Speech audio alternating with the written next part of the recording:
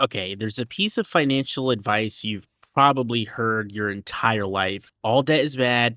Cut up your credit cards, pay for everything in cash, right? And look, I get it. On the surface, it sounds responsible. It sounds like the safe play, right? But here's the question nobody stops to ask though. If debt is always dangerous, why do the wealthiest people on the planet borrow millions of dollars every year on purpose, too? The answer completely changed how I think about money. And if you got a credit card balance right now, right? Or a card payment or anything that makes your stomach drop every time, stay with me for a second because you're not feeling the system, trust me. You just weren't taught the one thing that actually matters about debt. The thing is, most of us were handed the same financial playbook when we were growing up. We work hard, we spend less than you earn, right? And then you avoid debt, save up. It was basically the formula we were all taught. The thing is, it's not exactly wrong. It's just not the full picture. And the thing is with not a full picture is when it comes to money, it can cost you just as much as the bad advice. Here's what nobody explains.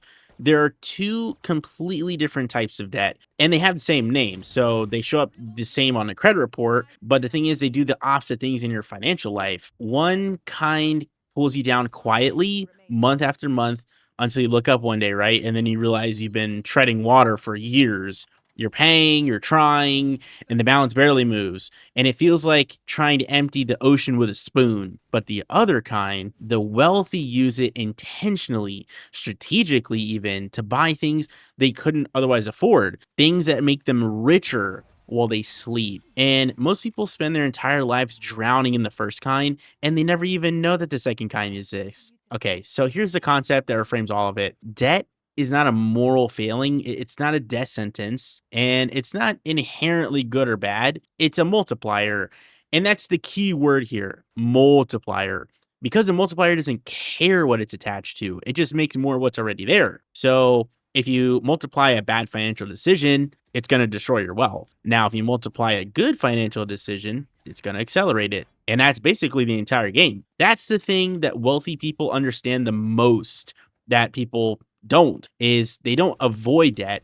They avoid bad debt and they use good debt to build wealth faster than they probably could have just by saving. So let's make this legit with some numbers, right? Bad debt is an anchor. It's money you borrow to buy something that loses value the moment you purchase it. So for example, a $30,000 car on a 72-month loan, that is an anchor. The car starts depreciating the second you drive it off of the lot, and you're paying a premium and interest on top of it. So you're paying more for something worth less every single month. Now, a $2,000 shopping spree sitting on a credit card at 24% interest, that's also an anchor because whatever you bought isn't going to make you a dollar back, but the debt, it absolutely will cost you more. Bad debt is a tax on your future self.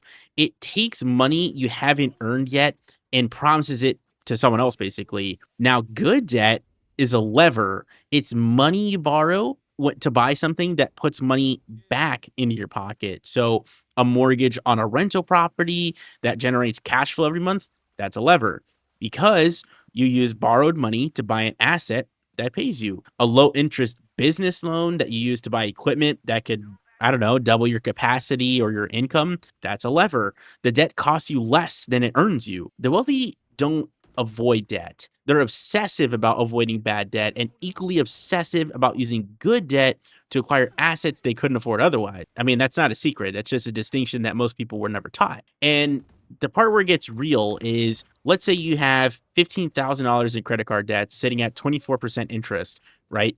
And you're looking to make the minimum payment of $300 a month. At that rate, it takes nearly 10 years to pay it off. Just think about that for a second. It will take you 10 years to pay off a $15,000 credit card balance sitting at 24% interest if you're making the minimum payment of $300 a month. By the time you're done, you'll have paid over $20,000 in interest alone. So that $15,000 in purchases, groceries, car repairs, life, whatever, it ends up costing you $35,000. The bank made more off of your debt than you originally borrowed. Okay, now here's a question I hear constantly. Should I put my extra money into the market or should I pay off my credit card? The stock market historically returns around 8 to 10% a year. Your credit card is charging you 24% a year. So if you're trying to invest while carrying high interest debt, you're mathematically taking one step forward and then three steps back. So every dollar you put into an index fund is literally fighting against a current three times as strong, pulling in the opposite direction. You can't invest your way out of a 24% interest rate. You just can't. So here's where this lands, right? If you have high interest debt right now, that is the investment, not the S&P 500, not a rental property, not crypto. Paying off the 24% interest rate is a guaranteed 24% return, and nothing in the market comes close to that with any certainty. So stop saving for the house, stop funding the brokerage account, take every extra dollar you have and treat that debt like the emergency it actually is, because it is one. The moment that anchor is cut, everything changes. That $300 you were sending to a credit card company becomes yours again. You redirect it towards assets. You can flip the multiplier in your favor. And now debt, the concept that you used to that used to keep you up at night, becomes a tool that you actually understand how to use. Debt is just a hammer. It can build a house or it can smash your thumb. Either way. And most people were just handed the hammer and then they were never told which end to hold. So now you know, right? If you're currently working through your own debt payoff, drop your strategy in the comments and we'll see what you got going on. I like reading the comments, so anything you guys got going on, we'll take a look and see what you got going on. But if I shifted the way you think about money, subscribe. It's basically what I try to do every week. And I appreciate you guys watching the videos and all the support. And I'll see you in the next one.